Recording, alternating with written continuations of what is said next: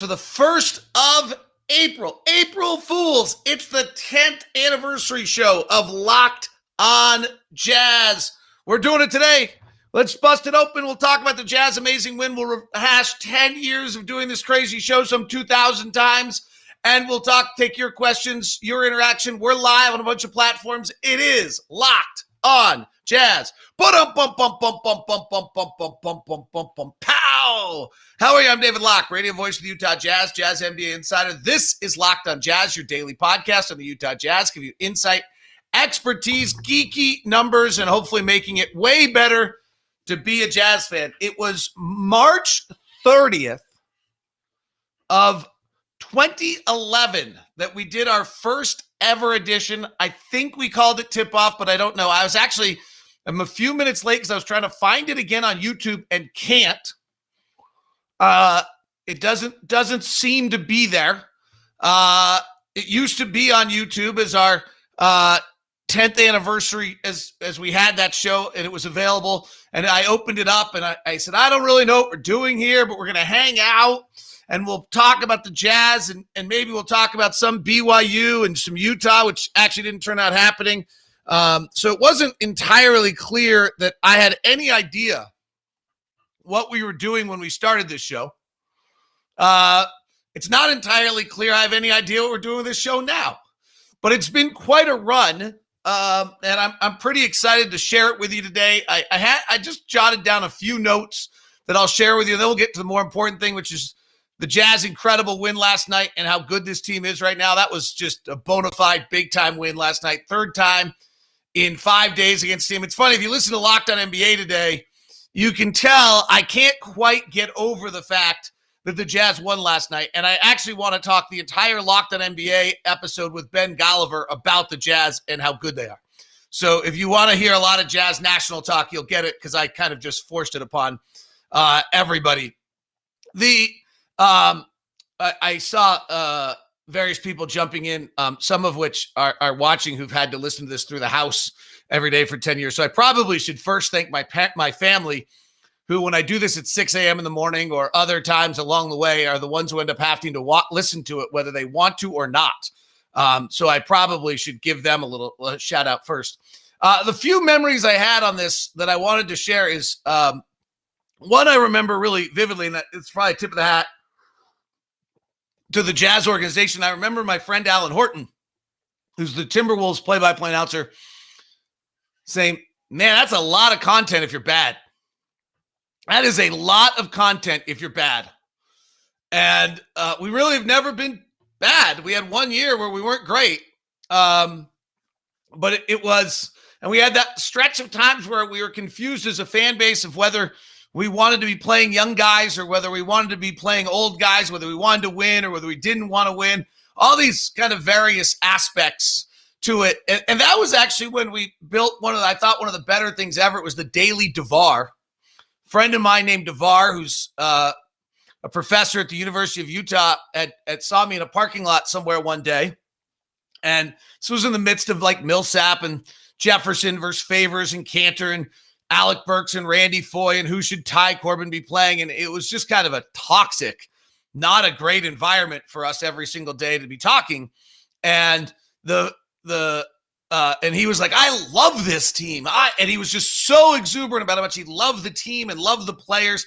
And it led us, if you recall, to the going back and then having every day the thing that we enjoyed the most about our team open the show. It's probably like a good life lesson that we should all be following all the time, is just opening every day, with what we're thankful for, or gratitude, or however you want to phrase it. We were actually mindfulness before mindfulness was before Calm and Headspace and all of our apps. The other one was the pins across the world, which was it was probably, we weren't very good. Let's put these things down on paper. And it was where everyone listened to the show along the way.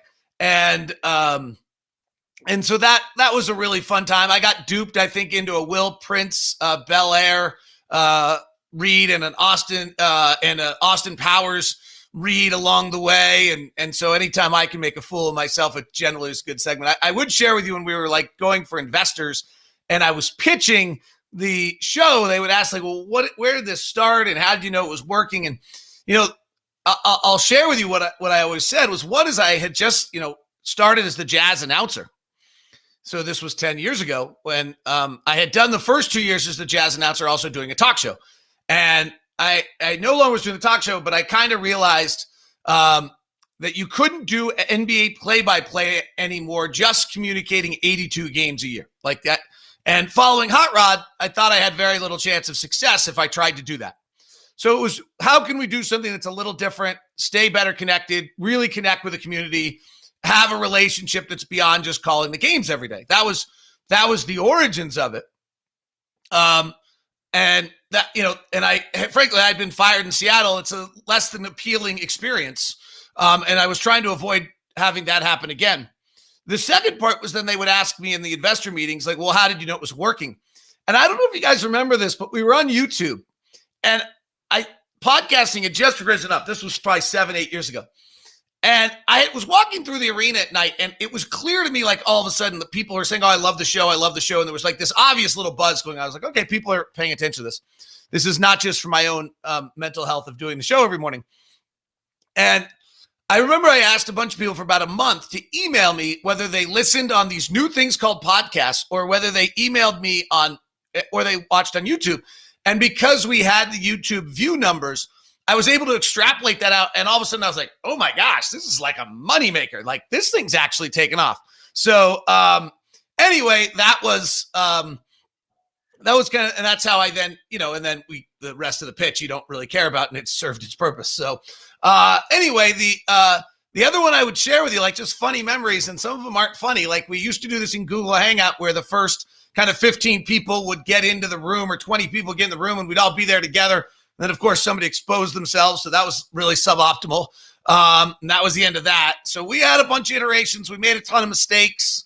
We did it wrong a lot of times. I'm not trying to be like, I don't, I'm old. So as being old now, I think if you're young and you're listening, if I could give you one thought, if you want that, like, be totally willing to just try things and make mistakes. We've tried more stuff on this show over 10 years, made more terrible mistakes, ruined more shows, done more crazy things, tried to do audio X's and O's sometimes. I mean, we've done some bad shows in over 2000. And I think the authenticity of what we tried to do has come across to you, and know that the intentions were always good. Some of the ideas were good. Some of them were bad. We've tried various things. So anyway, Robert Roger says Google Hangout was a train wreck. Total train wreck. So really great. I do want to get to the Jazz. They're great, and take your questions on the Jazz. If anyone has any memories they want to kind of throw in there on any of our chats, feel free. J Brown 24 on Twitch, which didn't exist when we started this, says, remember the Google Hangout days? My guy, Tim Lacombe, is doing just a great job in our studio this year, has been with us. He was a little busy with BYU for all of that. Lee Jansen with the scariest comment of all, let's do another 10. I don't see why not, but it is kind of, that sounds daunting. So, and thank you to John Colton, who says he's been here since episode 1 of the podcast. And Alan Corbin probably should do real meditation, or I put him to sleep. He says Locked on Jazz is his mindful app. All right, we'll get to those are kind of my opening thoughts on this one. Enough about that, but I do, I think the bigger lesson or message I kind of want is thank you. Jack T says, however, I missed the daily video of David. I think we're heading back in that direction at some point here pretty shortly, by the way. I would suspect this show is live here again all the time. I do want to, I guess my bigger kind of thing I want to just say is thanks. Like, it's been an amazing 10 years of like doing this. It was a new format. It's kind of, we're still kind of one of the only people that do it. Obviously, we built a network around it. From a play-by-play standpoint, we're the only one. So I think that, it's neat to, and as I've said, I think a lot of times I said this when the news came out that we sold the company, like if it wasn't for the confidence and support you've given this show, there's no chance I would have followed through with all of the kind of visions and everything. So thank you. I hope you feel a lot of ownership to it and that. All right, we'll get to an incredible win last night and just zeroing in on the number one seed. And holy beep to beep, are they good? I mean, they're just so good. I'm blown away by it on a regular basis right now about how good this basketball team really is. It's pretty amazing. Today's show is brought to you by our good friends over at grip6.com, Grip 6 belts and grip6.com. A local Utah company. The honeycomb belt's what I have been wearing the last few days. They've also got a great wallet and socks, but I'm here to talk to you about the amazing Grip 6 belts. Engineered without holes, flaps, or bulk, quality craftsmanship, unlimited lifetime guarantee. You can wear the workman belt, the work belt. Those are a little bigger. You can get a thinner belt. You can get the nice carbon fiber ones. Are super sweet looking and can work formally. Or the more low-key, you can have some fun with the new chest series, the classic series, the work belt, the ultralight, the naturalist series, all in there. The naturalist series got some pretty cool Uinta gun belt and Wasatch gun belt. They also have them in blue, steel, and different colors. Along the way, and they're pretty cool look. A lot of creativity by the Grip 6 crew, and then also just frankly the best belt out there. Like it fits better, it fits correctly. It's absolutely fantastic. Grip6.com. That's grip6.com. Use the promo code Locked On, and you'll get 15% off. There is a new podcast. It's actually not a Locked On podcast. I usually tell you about Locked On. This one's kind of interesting and worth taking a quick check on if you get a chance. The podcast is called Death at the Wing.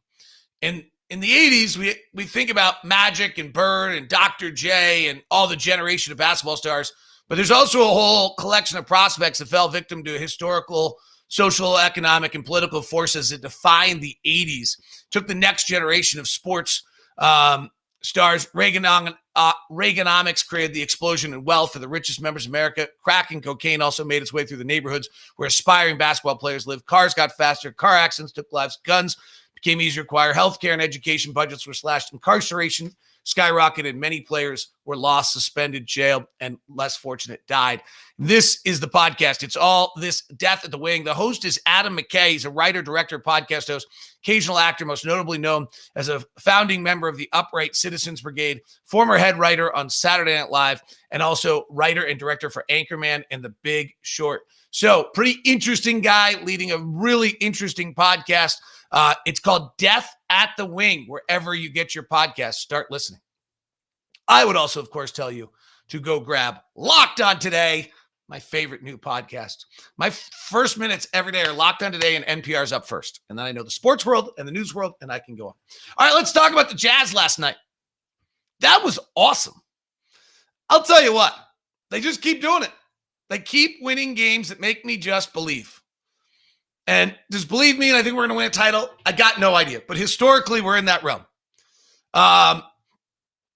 To win without Donovan, to win after what they experienced. I mean, those quotes from Mike Conley and Jordan Clarkson and Quinn Snyder, and I know Quinn pretty well. In our coaches show last night, he was shook. For them to come out and play a game that I thought had that level of focus, with everything that they had just been through without Donovan last night, I thought was wildly impressive. And then beat a team who knows how to play you three times since Friday. And then to go down late without Donovan, where Donovan, late in games, we have relied entirely on Donovan this year.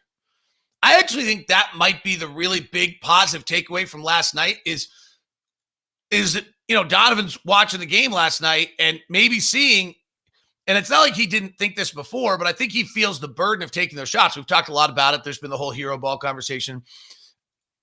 Mike was brilliant last night. I also think he gives Quinn the freedom to say, like, hey, if we need to, we can go to Mike Conley in a pick and roll. We can run, something. Donovan's taken 42 shots in the clutch. He's also gone to the line 17 times. So you kind of do a little quick math on that. And Donovan has, used about 51 possessions. Bogdanovich has used 18. And Mike Conley now after last night has used about 21.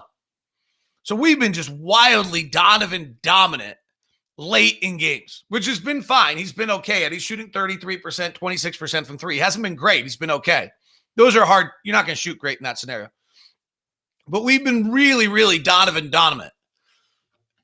The beauty of our team is when we're not that way, when we don't have to be Donovan dominant, when we can push the ball ahead, we can make the plays, when we can do those kind of things. I think that you look at that, and that's what makes the Jazz great. And if we can stay in that mode in the clutch, and when we did it, we've done it twice against Boston. Donovan pushed ahead to Bogdanovich. He hit a big shot. We've pushed it and have different versatile possibilities on pick and roll and not feel as dependent of just being Donovan. I think that will be a really, really good stretch or good sign for the Jazz. So I think there's a lot to build off of this game moving forward in the way they played. I also just thought they were great last night. Like they led almost the entire game. I didn't see the final numbers. I would guess we led for about 45 minutes of that game. But it was never more than 10 other than a brief moment. They had one little run in the game, but not much more than that. And they just battled. Like they didn't blink at all. There was no stretch of the game where you kind of thought to yourself like, whoa, what's going on? There was a big sequence where Ja Morant hit a three where your thought was like, a prayer three that if that didn't go, we probably had them. And it didn't go our way. There was another time where it didn't go our way. Then, frankly, they missed two layups. We led for 46 minutes last night, which is a lot. But we never had a run more than 9. There was only 4 ties, only 2 lead changes. We just left it between 4 and 8 most of the night. And I thought it was crazily impressive in how they were able to do that last night. So I want to get some of your thoughts more today on this anniversary show. Get your comments about the Jazz. Continue to take those. Just the way they, Conley 5 of 5 in the clutch last night. Just awesome. And just playing it. And I think the other one last night, and, they didn't have Grayson and they didn't have Jaren Jackson. They didn't have Justice Winslow. And this is, to me, a sign of just how good the Jazz are, is they just were way better than Memphis, right? Like, that's where when you play a team 3 times in a week, you don't beat them because the difference between the two teams isn't that big a difference. And so it's hard to beat a team 3 times in 2 days or 5 days, whatever it was. For the Jazz to go beat Memphis 3 times in 5 days, it just means they're way better than they are. And, way better is like, maybe that, when you're the elite team of the NBA or one of the 2 or 3 elite teams of the NBA, then maybe you are way better than a 500 team. But we haven't been way better in years past. And a team like Memphis wins a lot of games because they play really, really hard. So the fact that we're better than they are and played hard at the same time to get us that victory is pretty cool. Let me share something with you. I did this on Locked On NBA today with Ben Golliver, but the Jazz differential now is 9 for the whole season. If you go to cleaning the glass, it's actually better than 9. It's about 11 if you take out blowout time, but we've had a lot of it. But let's go with 9 official numbers. We are currently the 4th best offensive team and the 3rd best defensive team. Here are the other teams that have had a differential of 9 over the last 20 years. Last year's Milwaukee Bucks, they got knocked out after Miami. They had all sorts of internal problems. They fell apart. Other teams are at 9. The 16-17 Golden State Warriors were at 11. It's one of the greatest teams of all time. They won the title. The 15-16 Spurs were at 11. They lost to the Warriors when Zaza went under Kawhi. The Warriors that year were at 10.6. That's like the greatest Western Conference matchup of all time. 73 wins versus 67. Cavaliers beat the Warriors in the finals. The 14-15 Warriors win the title. The 12-13 Oklahoma City Thunder lose to Memphis in the second round to Mike Conley in Memphis in a little bit of a stunner. They were a 9.9 and lost that year. None of the Miami Heat teams ever were +9, kind of amazingly. The 08-09 Cleveland Cavaliers were 9.6, lost in the finals. The 07-08 Boston Celtics were 10.8. They won the title. The 06-07 Spurs were a 9.2. They won the title. It does feel like, not to be negative on this, but it is interesting to see like that they're, and that's it. I think that's since 2000. That's it. There's not another team that had a +9. I mean, we're in rarefied air the way we're playing right now. The one thing I would say is that there may be a load management element to this where teams, the regular season numbers are not quite as important. We've seen, last year was the bubble, so it's really weird, but Milwaukee was a 9.3. The Clippers were a 6.3. Boston was a 6.3. Toronto was a 6.1. Like the finals were the fifth differential versus seventh differential. I think that's a little misleading. The 18-19, the finals were the number 2 and the number 3 differential teams. We were actually number 4 that year. So Milwaukee just may be also the team. And maybe, Atlanta's the other team people want to talk about, but their differential wasn't a 9 in there. A lot of conversation about that on Locked On NBA. All right, let me go through some of our chat. I have a question here of when do announcers travel again? I don't know. I hope soon. Even after what the team went through, that would be the first time. I'm glad I wasn't traveling. You just can't call a road game. You just can't do your job right. And I'm not bringing you enough out of it. I'm doing the best I can. But there's just no way to do the job. And I just don't have any texture to the calls. I haven't been around the guys at all. So that's been difficult, so hopefully soon. And hopefully, more importantly, hopefully we get our numbers back down in Salt Lake City and we can fill up the arena and create an incredible home court advantage, for the Jazz in the playoffs. I mean, this could really be a chance to win a title as a community. If we can get our numbers down, if we can follow the rules, if we can set the league, get the league to buy into what we're doing, and we're going to follow them and wear our masks and do the things we're supposed to do in the arena, this is a chance for us to, as a community, to win a title. It's pretty great. Is there a chance we add a wing defender from the buyout market? I still felt like we need for the playoffs. First thing it was interesting. Somebody asked me about Terrence Ferguson, who's I think out there. And first thing is, if we add a player, we have to cut someone at this point. Having added Matt Thomas and Ersan Ilyasova, we're full. So you have to cut, and it can't be Jarrell Brantley and it can't be Trent Forrest. They're two-way contracts. So you'd have to cut a Juwan Morgan or Matt Thomas or Ersan Ilyasova or someone of that nature, or Elijah Hughes. So I think that, you got to make sure you really believe this player is going to assist you enough that it's worth cutting someone. The second thing was interesting, like Terrence Ferguson's really interesting. 23, first-round pick, can't shoot, long, defensive, started a lot, number one. Like, is he better than Mia Oni? Like, he's a little longer. So, yeah, I mean, you're actually asking for probably you're getting really specific now. You want a 6'8" wing defender who can guard up a little bit, rather than someone in the nature of, because Mia Oni's pretty good. Like, now he's young and he's inexperienced, and so maybe that's going to be a little bit harder for him than some other things. But I think it's, quite frankly, I think it'll be. That's the one thing you have to look at is that Colton Thompson. I see your message. Thank you very much. Joshua Cook. I see your message. Thank you very much. I don't want to make this totally self-aggrandizing. Garrett McKay, thank you very much. Jordan Greer with maybe the most important message of all. Love me some mudslide cookies. Absolutely. We haven't done mudslide cookies as much this year. Morris, are we good enough to make the finals? Absolutely. Will we? I don't know. Are we? Absolutely. I think the Clippers are great. They keep getting bored and doing silly stuff. It tells me there's something a little off. I do think they traded Lou Williams because they were still having, they hadn't figured out the chemistry of that team yet.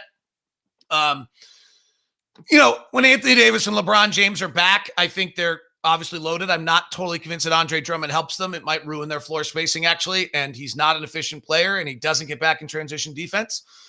So if we can play fast, that might be to our advantage. I think Denver's great. I think Denver's really great. And I've kind of been saying this for months on end. I think they're every bit a title contender that we are. Even though their record's not as good and this and that, they've got Jokic. You kind of heard me. We've done betonline.ag ads, which I'll probably roll into right now. And the fact is, I've kind of made the comment the whole time that if I was going to do something there, which I'm not allowed to do, that's been the play I would have made the entire time, is that I think Denver's every bit as solid as we are. Locked On Today is your daily gambling podcast, 15 minutes every day to update you as Major League Baseball gets underway today. The first game tips off in a few hours. The Yankees and the Blue Jays, they actually have a run line, which I've never seen by baseball. It's kind of an interesting way to. And then they also have the money line on all the games and the over/under. I've never seen a run line. I didn't know if they've changed on base. I don't gamble a lot, so I'm probably not the person to be like, oh, I've seen that before.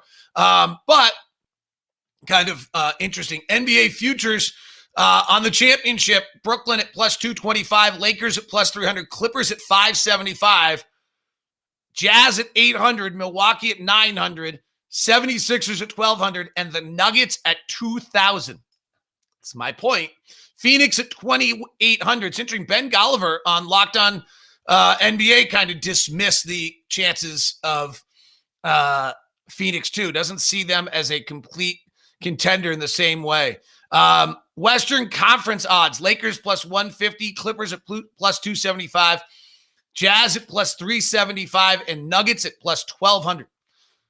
It's going to change, but as of right now, it feels as though right now the Jazz will be the 1 seed. Phoenix or the Clippers will be 2. Phoenix feels like it. They got a big stretch coming up where they play the best teams in the East back to back to back.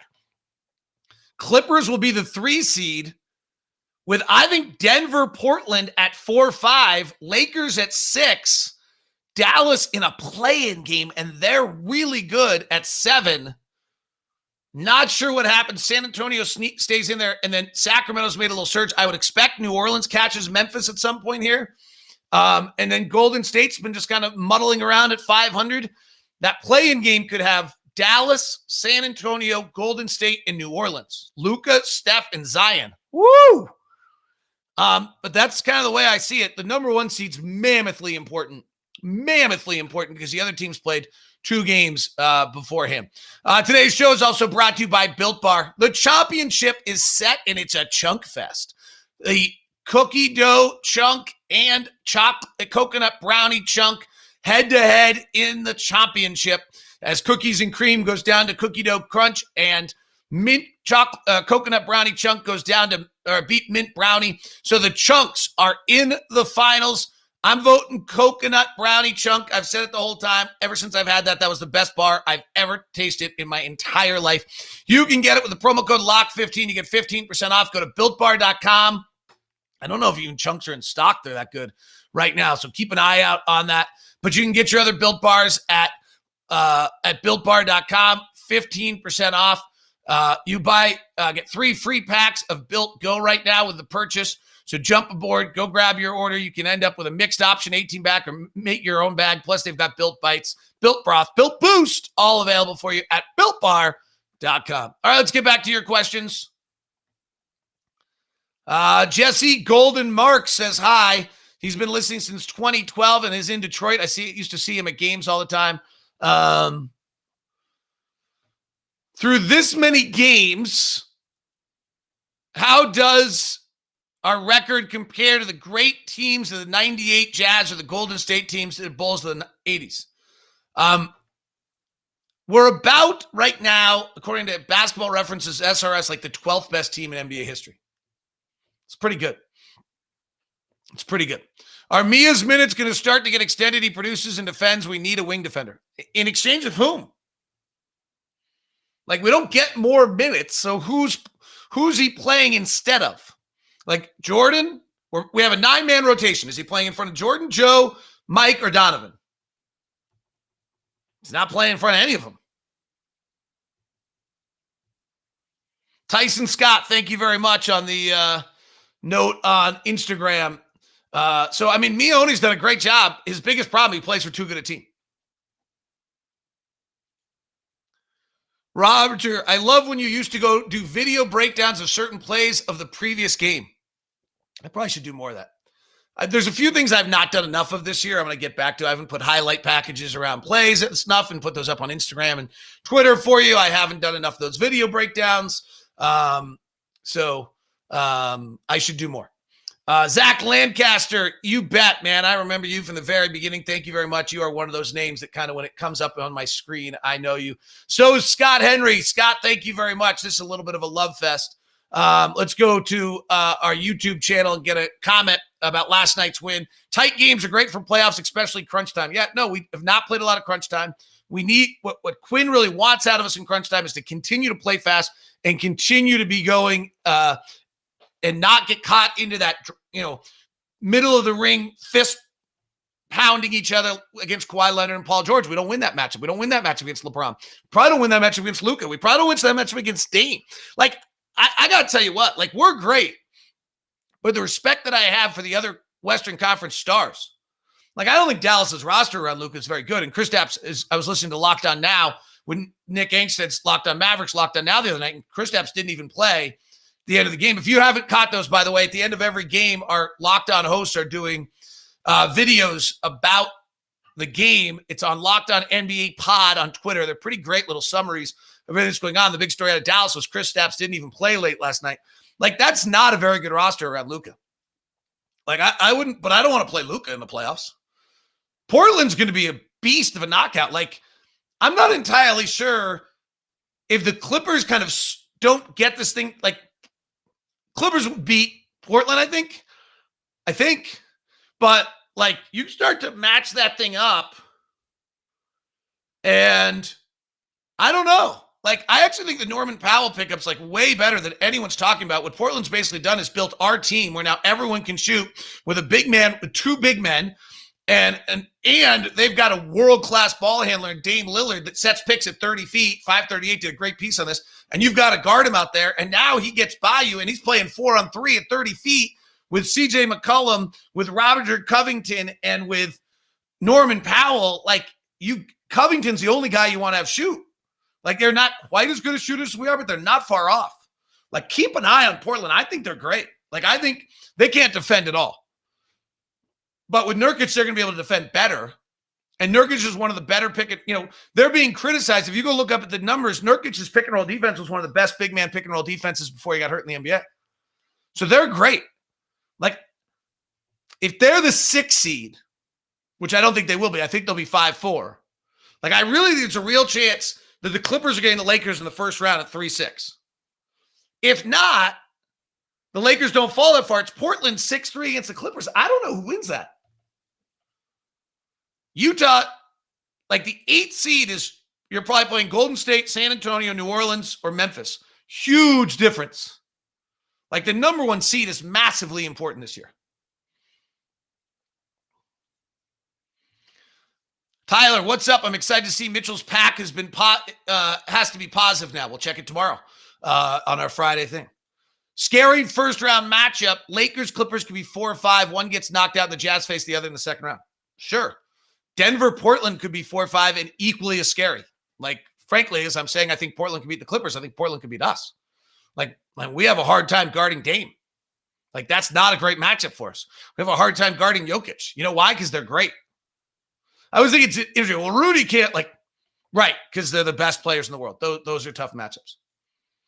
Morris on Twitch, I believe the Jazz can beat the Lakers. I worry about Denver and the Nets and Philly.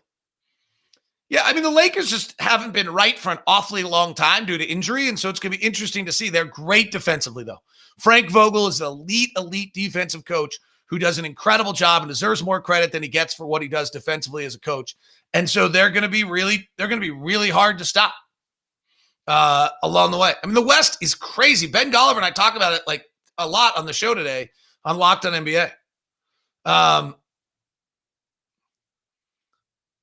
Let's see what this message is. Coda Clark, I remember we were terrible. I really look forward to talking me off the ledge every day. I really enjoyed the Daily DeVar back then, the one bright spot about every game.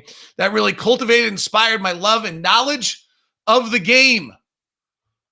I can't I remember when you said faves could be Dwight Howard, light, and you always helping our guys and love it. Keep doing it forever. Thank you very much. Appreciate it. Let's see what else we got here before we wrap this baby up. We probably should have ended on that. As that was kind of a nice comment. Jack T, how will the Jazz deal with 5 out? They've tried some zone, but I'm not sure it worked well. Chicago will be a good test.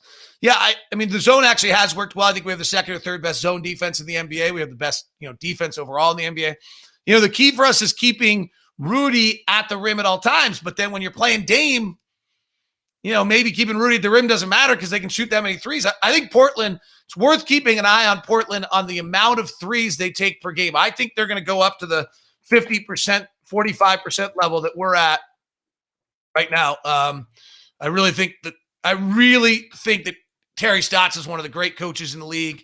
I thought that I Ben Golliver, even in our show, talks about Gary Trent being as good.